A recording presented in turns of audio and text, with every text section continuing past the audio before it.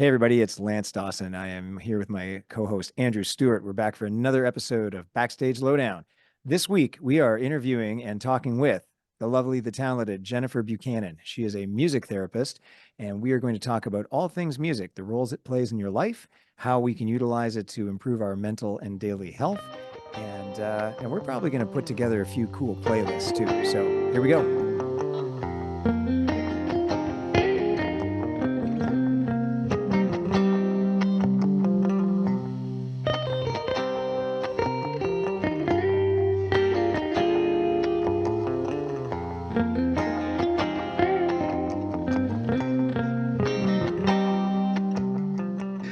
So you just got back from vacation. You were in Kelowna. How was it? Yeah, it was awesome. There was a bit of a tussle at the airport as to coming back. What do you mean a tussle? what is? I don't want to come back. You? I'm in the mountains, man. I come back, and I was gently reminded that I have a career and kids and a house and everything back here. So yeah, when I hear a tussle, I'm thinking something's happened at security, that you're down on the ground. And it's not looking good for you. No, security's not involved. It's Kelowna. It's all chill. It's chill. Yeah, it's Kelowna. There's some hippie with this Birkenstock on your head. Yeah, exactly. No, it was fun. Lots of hiking in the mountains, which was fantastic. Not sure if I recommended it to you before or not. Did I recommend to you the hike Pincushion? No, but we did it. Did you? In Peachland. Yeah. Right. Yeah. Wonderful hike, isn't it? It's really nice, and you get to stand by the flag at the top and sort of thing. So that's kind of cool. I can't believe that they actually got a picnic table up there. Like, I mean, I know they do it probably piece by piece and put it together up there, because it'd be very difficult to carry the entire picnic table up at one time. But it's pretty even steep. Still, I thought that was pretty impressive. Clearly, somebody in their 20s, maybe early 30s, thought of that and did that, because I would not be carrying up even a piece of a picnic table at this point, not even a leg. Well, they have them too on Blue Mountain, and which, I mean, we all sort of say tongue in cheek when you've been in like real mountains, but anyway, and even Pincushion, like those are really the foothills, right? Yeah, but I mean, you're not driving it up there. You have to hike it up. Blue Mountain, you could just drive it up to the top. Theoretically you're right. There's probably a or put it on a lift and carry it up piece by piece that way. But Pincushion, you're even in the foothills. It's a big climb, and there's no other way up to that location. I mean, I suppose if you had a helicopter, maybe you drop it off at the top. I don't know.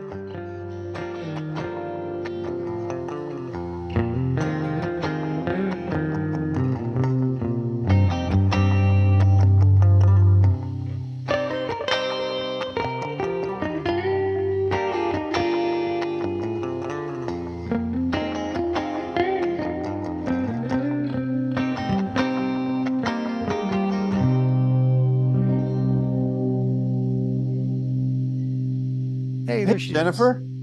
Hey, what's going on? We're just talking about Kelowna, BC. Oh, there we go. Lance just got back from vacation, and he's bragging about all the hiking that he's just done. I'm not really bragging as much as lamenting that we don't have stuff like that. I mean, we've got great trails in Ontario, but it's just not quite the same. It's not quite the same. What took you to Kelowna?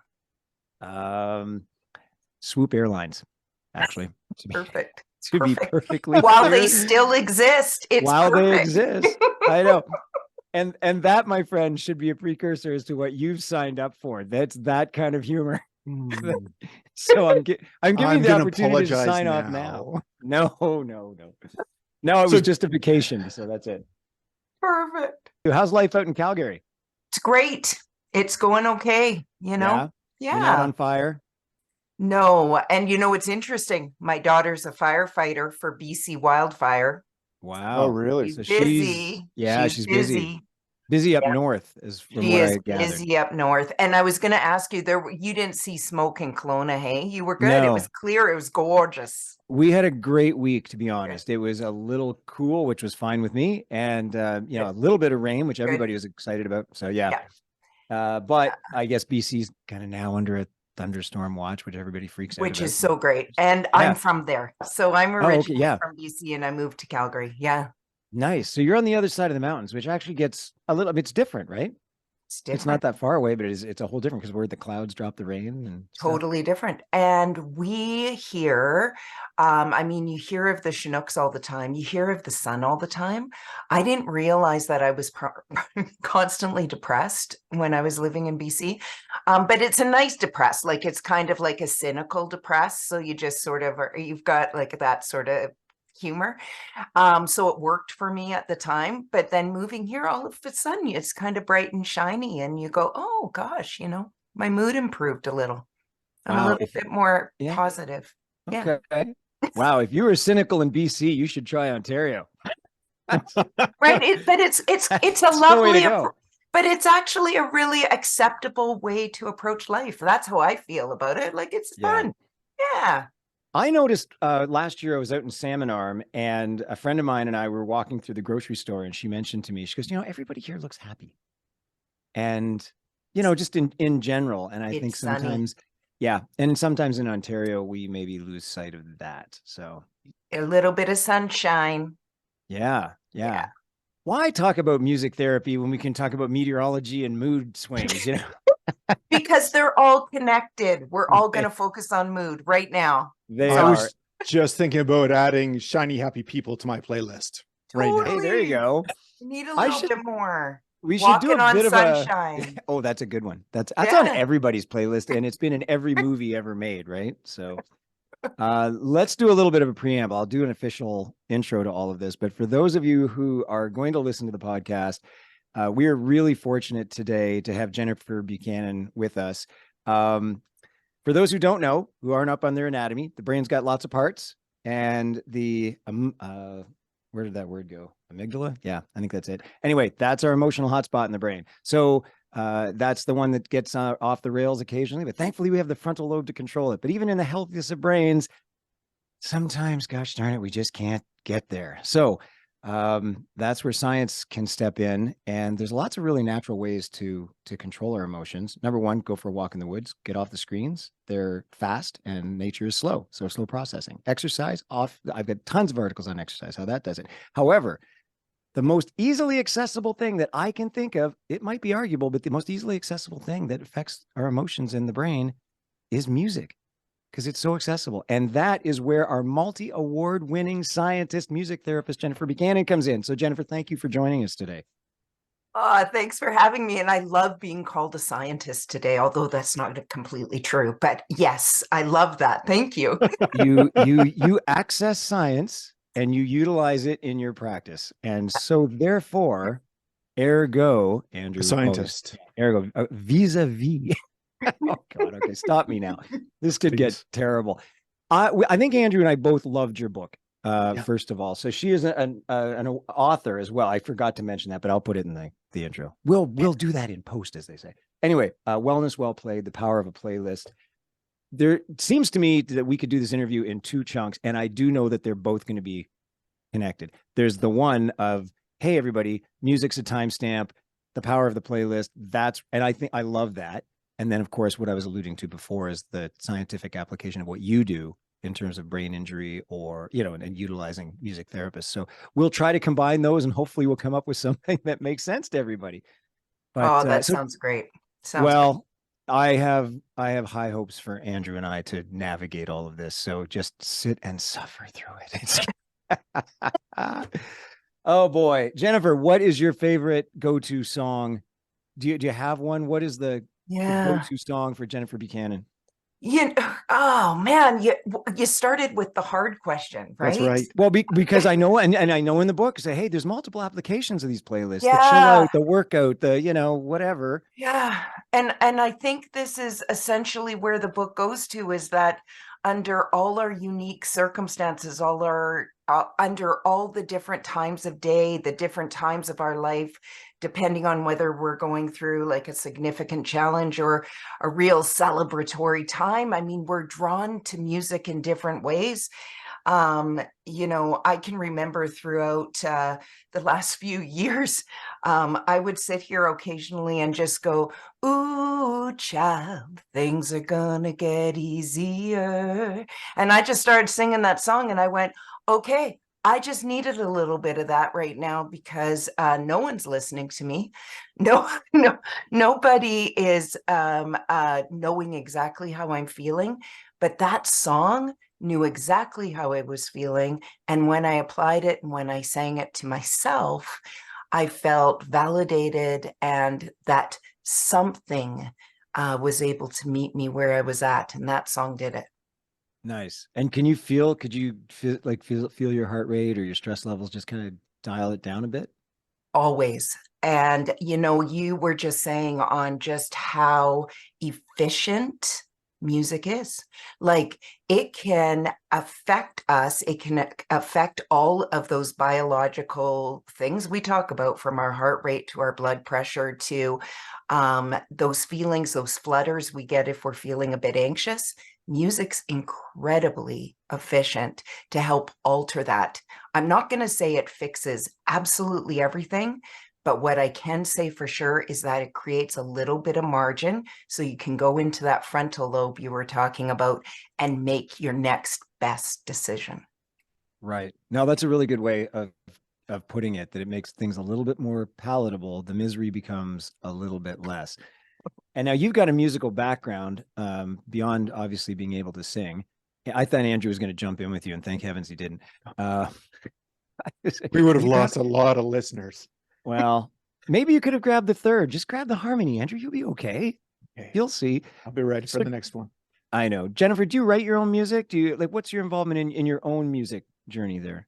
Yeah, so I am not a singer-songwriter. I am a curator of all the great music that has already been created and constantly is being created. So I am my therapeutic style is using what incredible artists are making and seeing how they are applying to the clients that I work with, the people around me, and going into often the histories and the stories. I mean, that's where I love to live with music. With that said, I make music with my clients in sessions. Music therapy is an opportunity to do musicking, even with people who go, "Oh my gosh, I've never made music at all in my life." By the end of a 1 hour session, they're going, "Oh yeah, I'm a musical being and this is important to me." And so we write songs a lot during music therapy, and we're expressing feelings, and they're often one-offs. They're not things that are being recorded, but they're really being applied in that therapeutic way that is challenging people's thinking, that's going deeper into exactly what their mood is, that what is causing this. We go back into, all the fun things like trauma, and we talk about that through a song. And by getting it out there, it's a unique way to express it, to face it, to lean into it, to feel it. And the therapy part, of course, is at the end of it that something within us has been changed and something for that client has made a difference, that they feel they can either release it or at least move with it in a better way.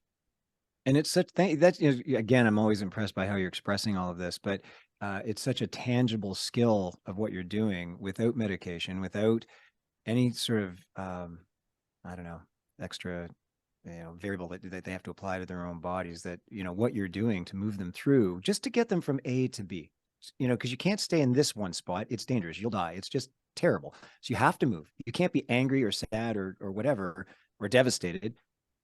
Those are all valid emotions, right? But you can't stay there. You have to move through them Totally. to live. And So doing what you do is phenomenal. mm, Well, just through music. So let me follow this up with, because I'm always amazed. I'm a massage therapist by my day job, and then I fight crime with Andrew at night here. I'm amazed sometimes because I specialize in one of my specialties is working on musicians, because I'm a musician and we do all that stuff. So, but I'm always amazed that sometimes my clients will come in and I'll say, "Hey, it's your hour. What do you want to listen to? You have to listen to the stuff I'm not listening to. I just, I don't want to listen to birds and trees and water running, because then we all have to pee and that's no good." So, but I'm amazed that sometimes people say, I don't really listen to music. Right. And I guess my very naive assumption plowing through life is, oh, everyone's like me. And music's such a big part. Do you have clients that say, okay, look, this is what I do. This is what we're going to do. And they look at you like, I don't know what you're talking about. I don't even listen to music. Absolutely.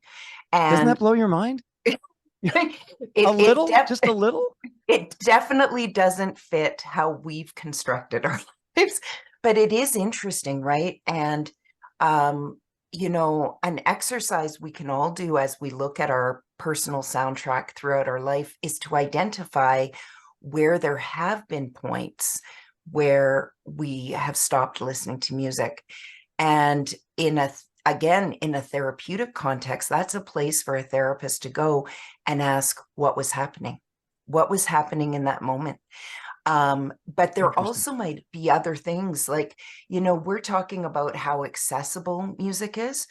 I am also equally surprised at how inaccessible a lot of music is. I mean, not everyone is able to access the technology anymore and get access to the music that they need when they need it, or they just might not have connected things together. Like I work with lots of boomers plus right now that, they still have the radio at home. And right. that radio's no longer playing the music that they love the most. So, if they're lucky, they're able to go into the basement and dig out the old record player and try to find their vinyls and hook it up again. So that can be set up. Some people still have cassettes. Some people still have their old Walkmans. I love talking to people about the old Walkmans that they still have, but not everyone has that easy access to connect to the music that they need in the moment. And so I frequently am suggesting to all of us who are connecting quite easily to every song we've ever listened to whenever we want to really, to do a quick audit of all the people in your life that you love. And just make sure they do, including the kids. Kids should be able to access to music that they like. Often they take over, but those sorts of things, just thinking it through. Right. Yeah. No, that's a good point. But you've also brought up an interesting point as well when you were singing and say, look, I don't have the music I need right now, but I'm going to create it in my head. Doesn't have to be pitch perfect, but I can create it. Totally. Do you find people that are so shut down that they can't access even that part of their personalities of rhythm and beat or what have you? Absolutely. And so you have to start slow. It could just very well being, when I'm meeting people for the first time, and in many of the mental health settings that I have worked and people are either not wanting to be where they are, both emotionally, but also in the physical environment they now find themselves in, which is, either corrections or in a locked unit on a hospital. Those people are not, they're really frustrated and not wanting to be there often. But also at the same time, often recognizing, I really do want to get better. I want to feel weller. So you start out very simply, and it could just be exactly what you were asking, where is music in your life right now? And if the answer is it's not, then that's where we start. And then the next question might be, has it ever been there? Oh, yeah, I remember when. And as soon as you Right. hear I remember when, we've moved. We Right. have moved from that amygdala being all stressed out and worried into the hippocampus, another area, or the limbic system of feelings have deepened, and we're now in several areas and they've been able to release something. So, yeah. Nice. Andrew, we're going to have to add the explicit symbol to this podcast now. Are you listening to the Yes. language on this lady? Holy cow. That's We terrible. do hear the I know. occasional F sharp, but Oh my goodness. too No, worried. she threw hippocampus out like it was nothing. I'll beep that out. Don't worry. Thanks. I appreciate that. There was a bit in your book about Well, there's all sorts of information about how music's changed, right? I mean, gosh, I grew up, my parents had 8 tracks and then it went to CDs and all sorts of crazy stuff. And Napster came in and changed the landscape. When you were talking about kids having access to music, we've talked about this before in the podcast that now everybody seems to, my kids included, have headphones or earpods or whatever. And so music used to be a source of discussion in the house where I could hear what my kids are listening to and say, oh, that's a cool song. Why do you like that? Or, are you lyrically driven or are you melody driven? That sort of thing. And you brought up some great questions in your book as well as, hey, here's some discussion points you can start to introduce music into your life. It's not that difficult. It just takes a little tweaking of care enough to ask somebody the question kind of thing, right? But do you find that like even with people that, are obviously are not in hospitals but have access, but I find that now because of technology, music is it's an isolating experience with us all because we don't have album parties anymore. Like, hey Andrew, I've got the newest Cheap Trick album. You want to come over and listen to it? Like that doesn't happen. No. I know. Sitting on the velour couches in the rumpus room. Ah, yes. Wait a second. Jen, you're not that old. There's no yeah. rumpus room in your history. There was a rumpus room. Oh my. The rumpus room. Oh man. All right. She came from a whole different family. I don't know what happens out in BC. My God, no. Jeez. Anyway, no, that's interesting. So yeah, so do you find again with this, I find that now I don't want to blame everything on social media, but we seem to be this society that's never before been more connected yet more isolated at the same time. So I feel like that's another role, Yeah. for you to play in just terms of connecting people or Yeah. opening them up to being connected. Yeah, and you're exactly right. I mean, headphones and earpods and the sound quality that we can get within those has brought like great perks, and great benefit. And it's not like all these things are new. They just seem to be more rampant now, as Right. you were saying. So taking the opportunities when we can. So if, I like encouraging parents, if you've got little kiddos at home and to turn on your music in the morning, meaning the adult. I remember when my kids were little, it felt like Barney had just taken over my life, and that was all the music that I was listening to. And but it's about sharing, taking an opportunity to share your music. And we see, speaking of social media, you see how sweet it can be when those kids are connecting to the music of their parents and their grandparents, and you can see those images. So bringing that into your own home in a real, in the moment, live way is important. The other moments I like is when we do get an opportunity to bring people around a table, which I know doesn't happen very often now. We don't have that intergenerational. Thanksgiving might be one of those moments, or a birthday or an anniversary party. When you have those moments, actually considering, how am I going to bring music in this moment? Because I know music anchors memories. So how are you actively and intentionally going to bring it into your party? So sure, you're going to have a playlist that people are listening to, and you're going to curate that special.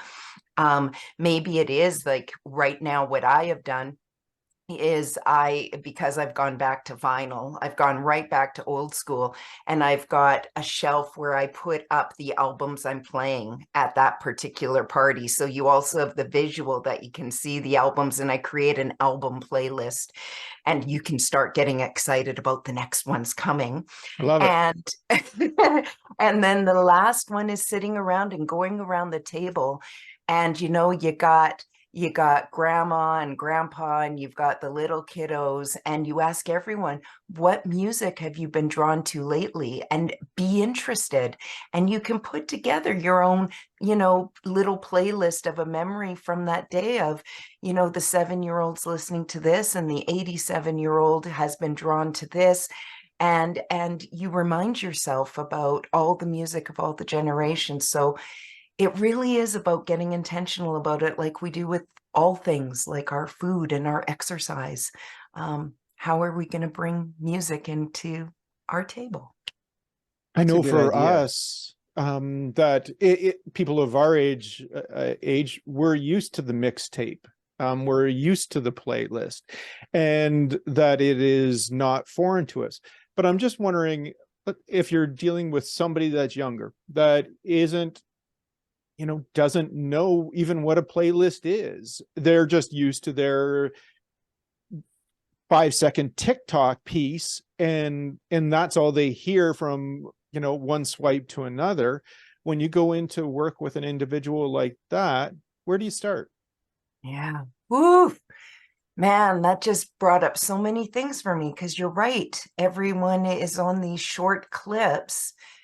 And so where is the long play going?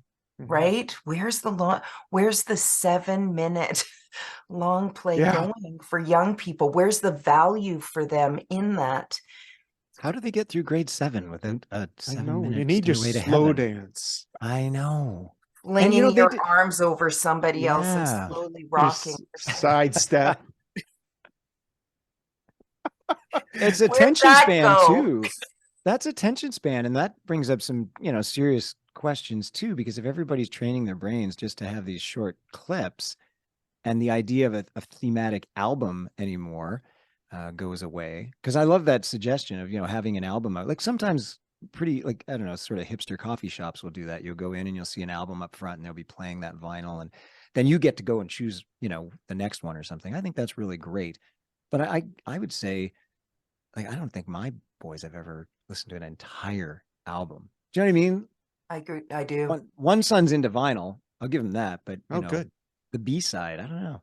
It has to have value for them. So I guess the question then comes down to, I mean, this is more of a, yeah, it's also experience. And I mean, if all you've been listening to is TikTok videos and not having the experience of watching someone else in your family listening to, an entire side A and side B while drinking coffee.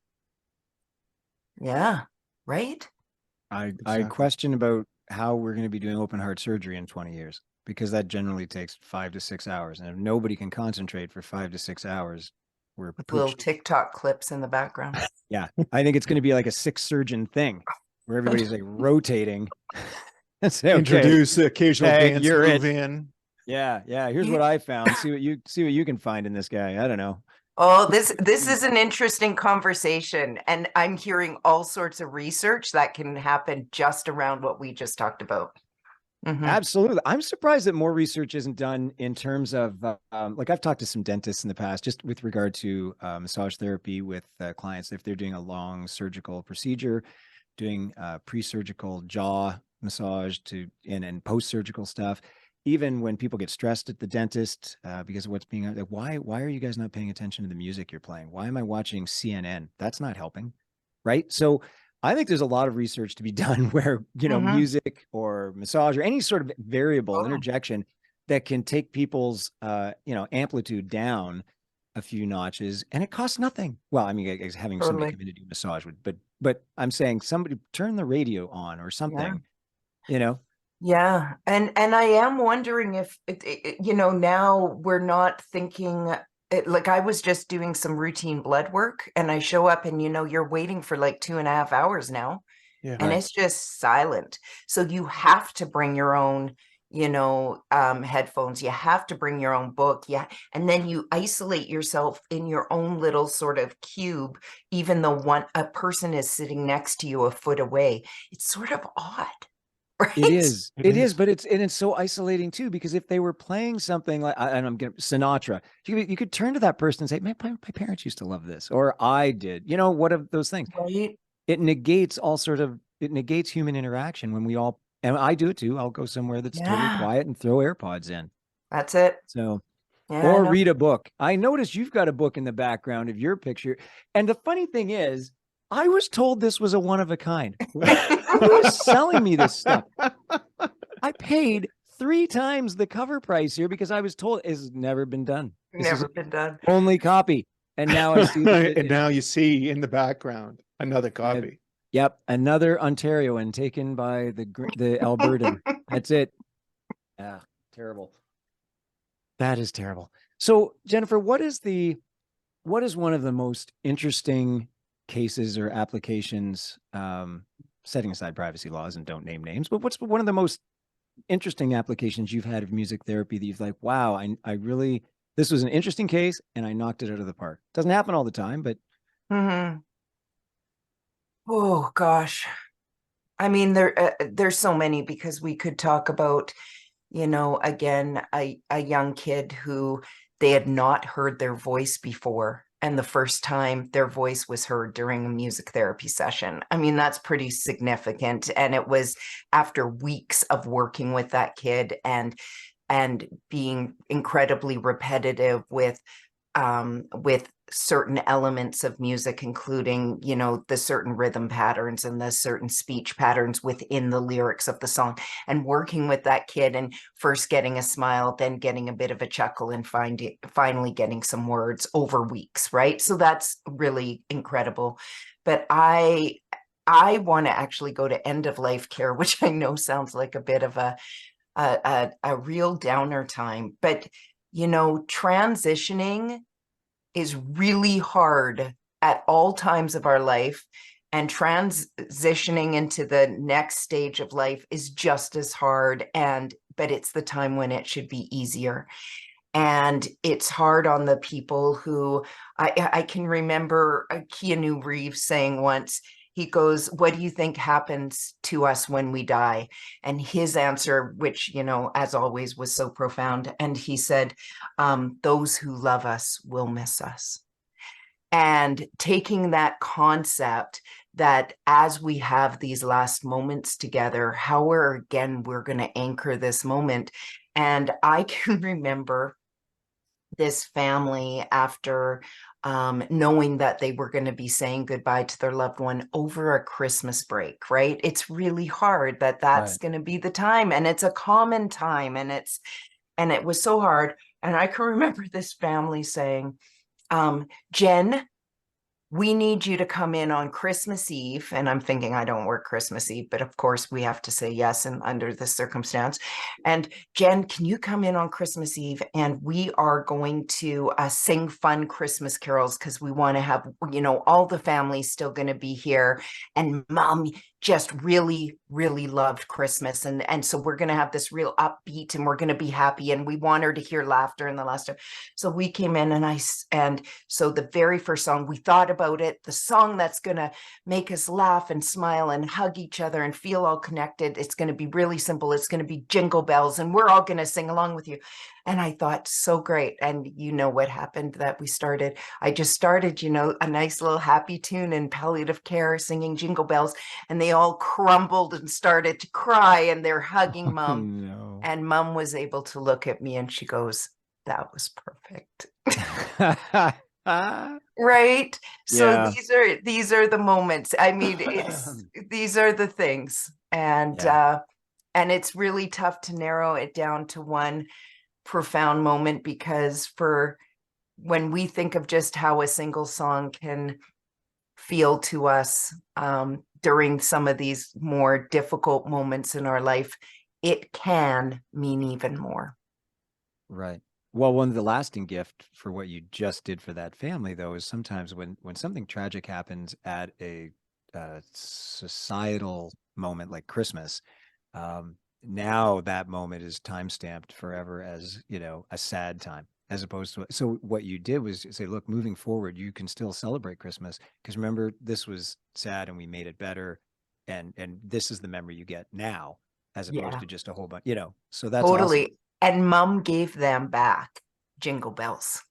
Ah, Now there you they're go. allowed to listen to Jingle Bells every Christmas, and Mom gave them the gift that they Right. can.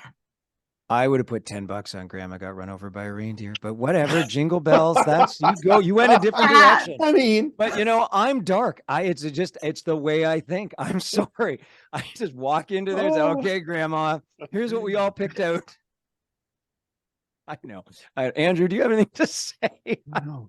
So on a separate note, at the beginning of our chat, you talked about music and celebration. And a few months ago, I turned 50, and several of my friends turned 50 as well too. And we actually went on a trip just to celebrate our half century. And each of us put 15 songs together and to create a playlist. And we chose them from different times in our life. And it was really quite magical just hearing even the first few notes of any song that we had put on that playlist, and how quickly it took you back to that place, that moment, when that song was important to you in your life. And so, and it was funny, I was actually doing this as I was reading your book at the same time. So I found it very interesting to kind of look at the songs that I was picking in combination as to what I was reading. And it made it that much more important, and realizing how important this music was to me, and really how it affects others, and how it must affect everybody that you work with on a day-to-day basis, whether or not they have that moment when music really isn't a part of their life, and why that was, versus to what was happening at that one particular time. And some of the music didn't always bring back great memories, and but it was what was important at the time. And so I find it very interesting as to how that plays a part in your practice. Oh, wow. Listening to you talk, I'm constantly reminded about that we're talking about ultimately something incredibly simple, but listen to the impact. Listen to the impact on that trip, to you, to your friends, the connections, all the things that were happening inside of you as you were listening to it, like how ignited your brain would have been. Yeah. There's no other activity we know of that lights up more areas of the brain simultaneously than when we listen to music that matters to us in that way. That's like, none of this is none of it is simple, even though it sure sounds simple, and yet so much is happening. That was Only the Good Die Young on repeat. Wasn't that your song? That's right. Yeah, that's what I thought. Just one song over and over again. Yeah, and Right? God bless Billy Joel. He's the best. Honestly, it was just great. I'm so sorry, Andrew. Like that. No, I agree. I don't understand how people got through breakups if they don't, if they didn't understand playlists, if they didn't, if they weren't using music, right? I was like, Or you how didn't did have your survive? Dirty Dancing soundtrack. Well, Right. I'm slightly older than you. Maybe I was more of American bred. I don't know. Alanis Morissette and Tracy Chapman Crossroads. Totally. Nice. Yeah. Yeah. Yeah. That's fantastic. But actually, though, we joke about how minor it seems right now, a breakup, but that is a huge part in anybody's life, whether it's a first love, and you look at a young person and say, well, you're going to find another person and another person, but it's still love, and it's the first time they're experiencing it. And or to somebody that they've been married for 15 years, and that's it. They don't know life any other way. So it is quite an important thing to use music to actually get through that. Mm-hmm.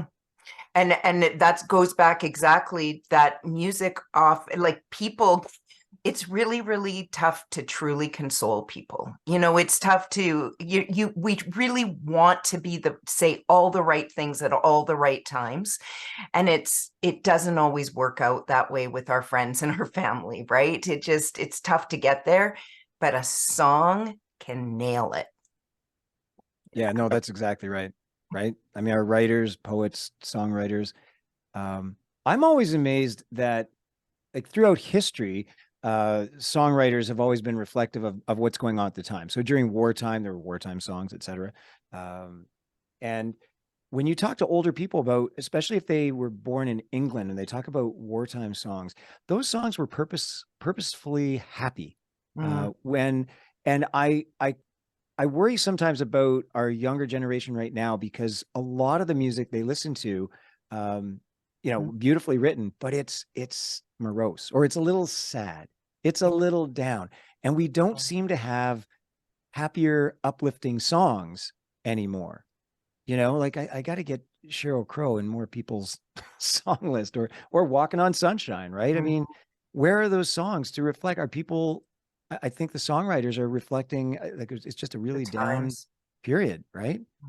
But we're not as, I guess the jump I'm making here, Jen, is it that we're not as resilient because these older people in the face of war were listening to happier songs. They refused to go down. They refused to be sad and listen to music of "Oh, woe is me." And they purposefully wrote and listened to music that was uplifting to get them through some of the most horrific moments in human history.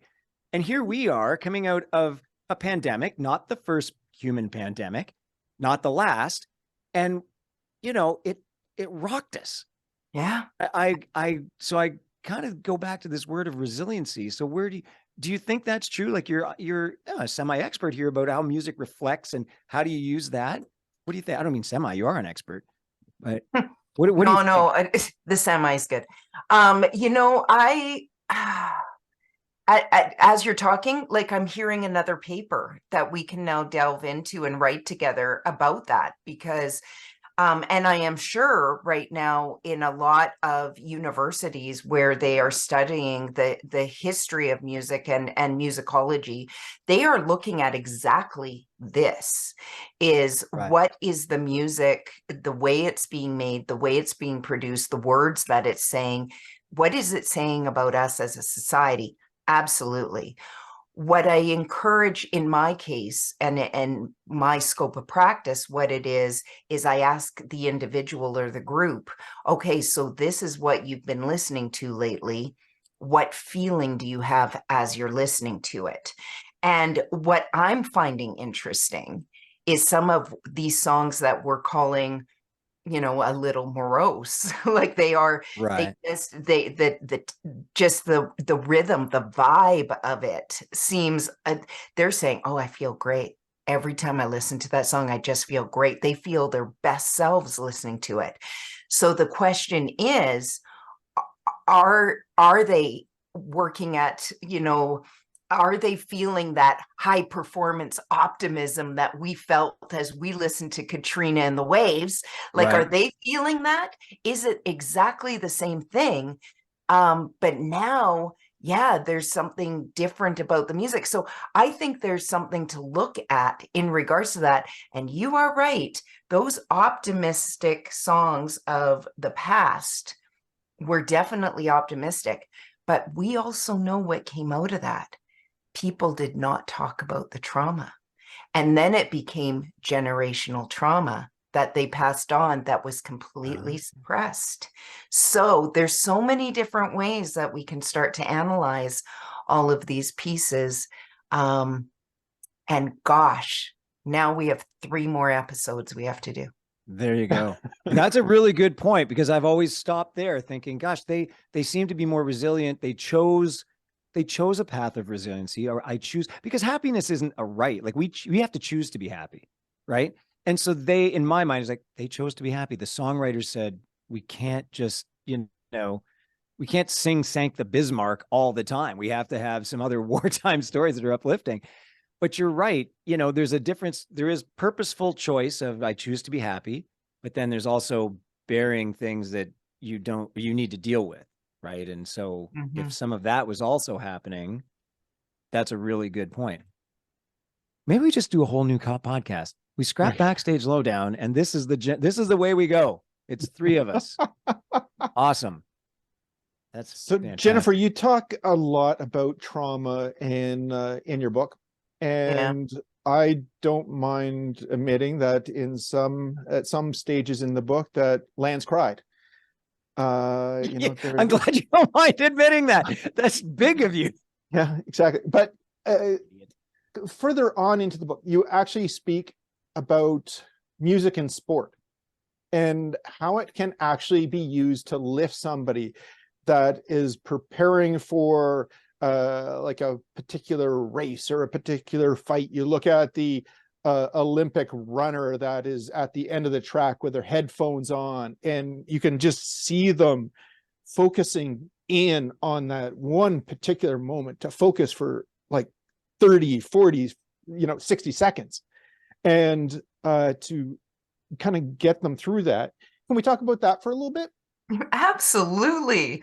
And I've got a great example, because I am that person that has grown up going, oh my gosh, I was picked last for everything. Like everything. Sport was something I've always loved, and I love going out and watching people do sport, and I keep trying to do things. Like I even did some triathlons for a little bit, came in last every time, but I was okay with it. I was okay. Yeah. It's just doing it. Just doing it. Yeah. I understand pickleball is really hot in our age group right now.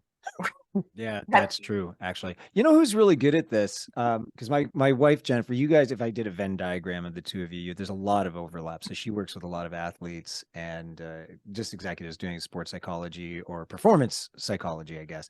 But she was a big advocate of playlists early on, Oh, just good. of individuals of saying, look, you need to, either amp up or dial Totally. it down, right? Because Yeah. you're overstimulated. Mhm. And playlists are really good about that. And some sports, that was news to them.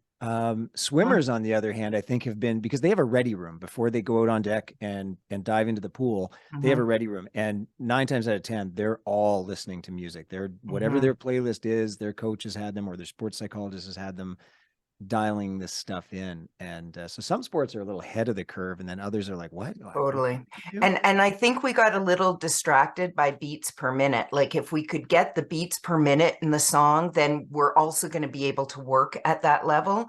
But Right. it seems that music doesn't always function just with the tempo of the song. It's also going to be the bigness and the boldness. Like I gave the example that I myself, I was trying to do that 5K race. I was going to be the best 5K racer that I've ever been. I'm going to do that. Yeah. And so I went and looked at the existing research that was done and it was mostly around BPMs, and I put it together and I go, okay, this is what I'm going to do. And I even did it incremental, that I was going to increase that beats per minute and work on my cadence, on my actual, and keep it really, really smooth. Like I had it all planned. And as soon as that beat per minute hit me, I became very tired as what I would classify a beginner runner. Right. And so in speaking with other people, and I've done several talks now at running rooms and those sorts of things.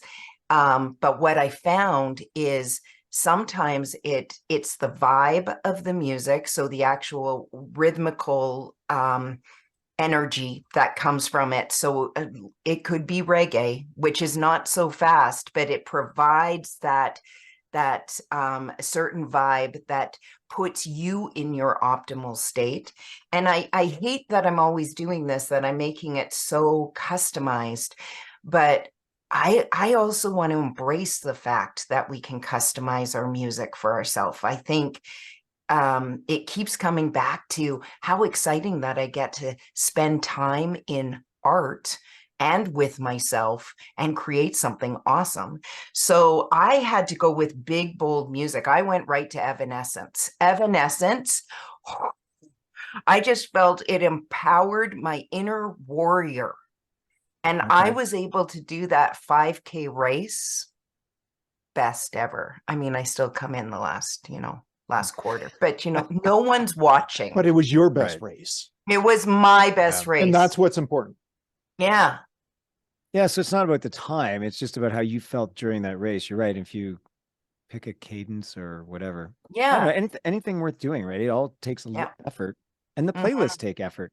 I read a Mhm. book one time where it was a little side story. I don't know why the author put it in, but it was really interesting that the main character in it had been, his wife gave him an iPod back in the day, those little iPod things, and she gave it to him and it was blank, and for Christmas, and she said, "Here you go. I want you to put the 100 best songs ever written on this iPod." That was the gift. She said, "Here's your iPod. I want 100, the top 100 songs ever." And it was giving him so much angst that throughout the story, as a side story, he was always asking other characters, what do you think is the best song ever written? And somebody's like, Hotel California. And he goes, really? You'd put that above, Right. Jumpin' Jack Flash? And so Yeah, it was clearly. it was just this weird thing. And we're going to circle back to Don Felder, by the way, who did a little preamble in this book. That was impressive to me. I thought that was good for you, Jennifer. Anyway, I just thought that was a neat little side story that somebody even then was putting this stuff in the story like, hey, creating this playlist is not easy. And you might think that playlist is completely different 6 months from now. Yeah. Right. As we change. So yeah. Yeah. That's why it's like, customizable. yeah, right? it's art evolution. That's what it is. Yeah. But evolution for you too, because Jennifer Yeah. Buchanan, who runs a 5K next week, is now a different runner and needs a totally different playlist Totally. because now she's got to slow down. Right. Right. That's it. Yeah. No, I agree. Yeah. I'm now way too speedy. Yeah. Exactly. Yeah. Yeah. That's fair. Totally. Well, the air is so much better in Calgary, right? They just so fast out there. I keep blaming it on our elevation. I know I'm so slow. I've got less oxygen. Yeah. Right. Right. Yeah. You try running at Denver. Isn't that like at sea level or something? No, Denver's mile high. That's right. So you're a mile high. Other way. Yeah, the other way. Yeah. Oh well, that's terrible. So Jennifer, you've sidestepped my opening question. What's the best song? Your go-to song. And it can be for anything. I mean, go-to song for I need to be sad. I don't know who needs to be sad, but what's your go-to song for I get up in the morning? What's going to put me in the right headspace? I really do love Keb Mo's Love Train. Nice. I love Keb Mo. I love yeah, he's good. Yeah, oh man, I can't pick. There really isn't one. And it's why I put together so many playlists, for different things. And I just was speaking on the weekend at the Burn Survivors Conference, and it was an amazing group of people who have visible scars from what they have gone through in their life coming together. And we put together the top 25 songs that empower us. And number one is Queen, Don't Stop Me Now. And so for this week, that's my favorite song. There you go. All right. Fantastic. Andrew, do you have one? Oh, gosh. A go-to song?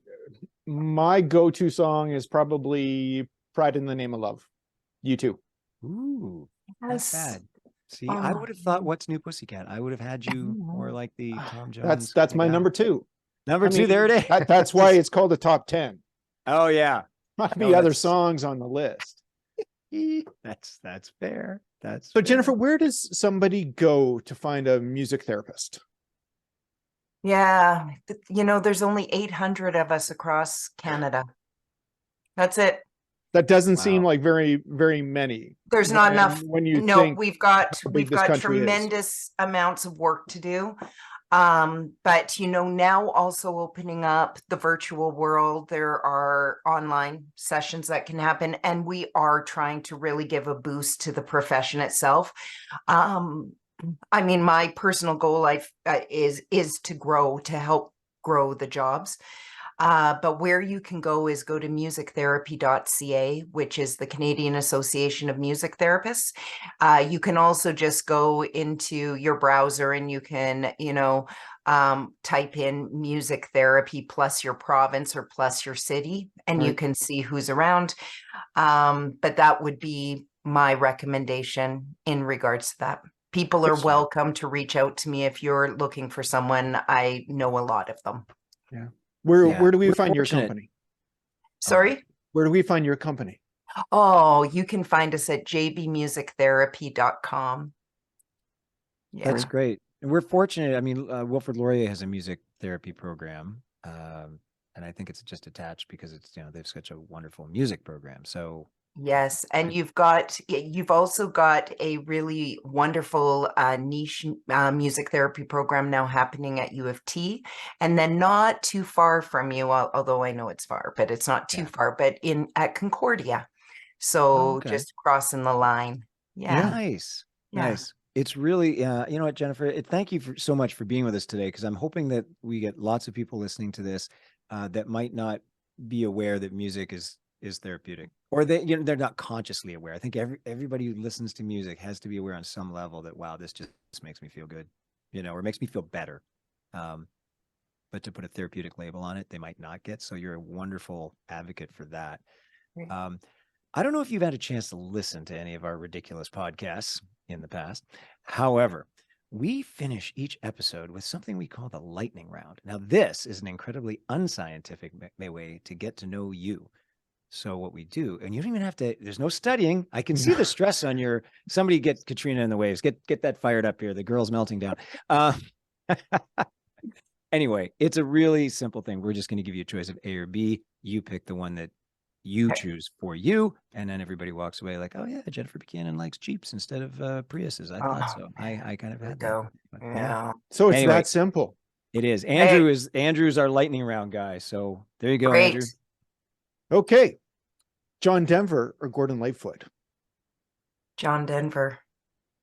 Digital music or record? Hey, wait a second. I have to interrupt the lightning round. Okay. In your book, we've done one. I know. One. I know. I've slowed it down already. But in the book, you said, did you meet John Denver? Like he Okay. was the guy? Or that was somebody singing John Denver? No, he was the guy. That's It was John Denver. It was John Denver. I don't remember. I was in grade 2. It meant nothing to me at the time. He was out doing, I think, because I've looked back now, I think he was doing the movie Ben, I think it was called. And he did a walk with Chief Dan George along the West Coast Trail. And I think he went to a few elementary schools and did his shtick. Like, what is that he came to Belmont Elementary School, Langley, British Columbia? I was in grade 2 and he was sitting there with his guitar. And I can remember thinking, oh, he's a really cute older guy. And he taught, and he sang songs. Incredible moment. Right? And mom was there. Mom was like, big eyes. Yeah, oh, for sure. Right? Yeah. Singing along and crying to Annie's song and wondering, what went wrong with his divorce. Like all that. Yeah. Oh man. Annie's song is an amazing song. Let's get that on a playlist. Okay, sorry to interrupt, but I just want Okay. Jennifer Buchanan has met John or seen him live. I've seen him live. Got it. Yeah. A few feet away. Yeah. And I think we now know the answer to the next one based on the beginning of the podcast, but digital music or record? Record. Vinyl all the way. It Nice. crackles a little and you have to lower it and you have to get up every 15 minutes and turn it over. So it's also exercise. Excellent. I love it. Nice. Love letter or mixtape? Yeah, for sure. A mixtape. Okay. iPod or Walkman? Oh, for sure. A Walkman. Like if you had one, you never forget it. You never forget your first. Now this one's a little out there. Gazelles or tree torns? Is it? Gazelles or tree torns? We're talking footwear, shoes. Blame Lance for this one. Don't you remember? Remember everybody was Adidas Gazelles or no, I guess most of it was Nike swooshes, the blue swoosh. What are you talking about? I have to tell you, I had to know. look up what a gazelle was. Get out of here. What are you talking about? And it was rainbow jeans. It was rainbow jeans with a bit of a flare. So and rainbow jeans or slacks. Your white Nike with the blue swoosh. Something totally different was happening out on the West Coast. Wait a second. No. But Gazelles, everybody wore Adidas Gazelles. I did not. By the way, Andrew, did you just say the word slacks? You 50-year-old nutcase. What are you doing? Next thing, it's going to be trousers or slacks. Holy cow. Okay. Indie films or blockbusters? I can go both ways. But I will go indie films because it just makes me feel more, hip. Just makes you feel, Hotel or a cabin? Oh, I know I should again say cabin, but it's hotel. That's okay. Only Lance will judge you. But for only that. certain ones, like Yeah, for sure. Wait. What level of what are we talking about here? Because there is well, like judgment. Of course, if we're I really judging. had a choice between Yeah. I mean, I was just in Europe, in Amsterdam, where Yoko Ono and John Lennon were there in bed for their bed thing. You know, remember the bed Yeah. thing? The bed I was just staying at that Really, hotel. Lance? Like Wow. I'm really thoughtful about my hotels. That's the one I was in. It was the Hilton right on the canal in Amsterdam, where John Lennon and Yeah. Yoko did their bed in. Come on. Yeah. All right. See? She broke up the Beatles, you know.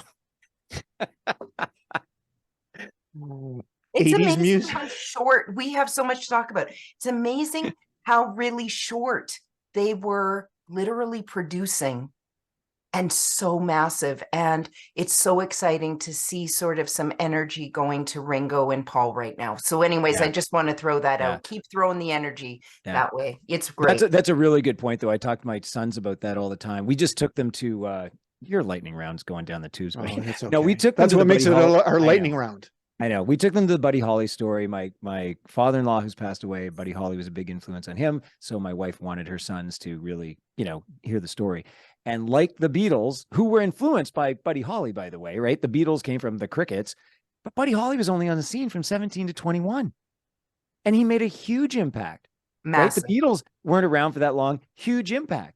Yeah. So, while people say, oh, Beatles are the Stones, I don't think you can compare the two. The longevity just takes it out. Totally. Anyway, Totally. good point, Jennifer. Yeah. Okay. Okay. Next Hotel. question. Excellent. 60s or 80s music? I love how you left out 70s and 90s. There's a reason for that. Hey, the 70s were good. What are you talking about? No, they weren't. You know what? Only because I'm going there right now, and it took me a long time to get back, but I'm back at the 80s. I'm back at the 80s right now, and I'm going back there, and I'm leaning in. I'm leaning Nice. into what it was. All And right. Whitney Houston was there. And she was really important to me. That's awesome. All right. Acoustic or electric? Oh, Tough questions. yeah, it's really hard. I actually am going to pick electric today. I am like, I'm in the 80s. It's Yeah. about the big, huge, like the big end. Mhm. Right. I love like a big electric bass. Like bring it on, thump that out. Oh yeah. Nice. Okay. All right. And for our final question, reggae or ska? I'm going to go reggae. I've been listening to some modern reggae lately, and don't ask me for names yet because I'm just introducing. You're dabbling. I'm starting to dabble. It's amazing. So I am going to say we should all be starting to dabble in some modern reggae. But of course, Bob Marley remains the king. There you Absolutely. Good job. Well, Jennifer, thank you so much for coming out and doing our show today. I appreciate it. It was really nice to get to meet you, Jennifer. And super interesting. So fun.